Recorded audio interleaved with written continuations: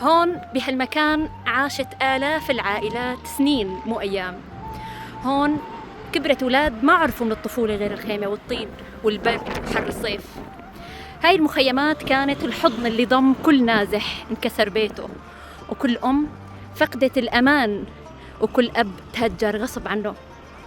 كل خيمة هون إلها حكاية، وكل زاوية إلها وجع، وكل طريق مر منه ناس كانوا يحلموا بس يرجعوا على بيوتهم.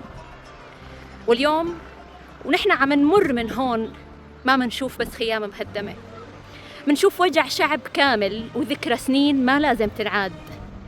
الله يرحم كل شهيد ويصبر كل قلب انكسر، ويعوض كل إنسان تهجر وانظلم.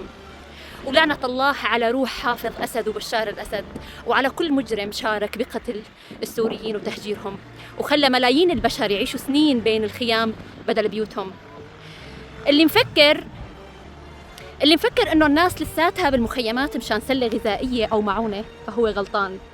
هاي الناس لو كانت بدها تعيش على المساعدات ما كانت تركت بيوتها وتحملت قصف سنين بالثورة، ولا دفعتها الثمن الكبير، ولا وقفت مع الثورة بكل هالصبر والتضحيات.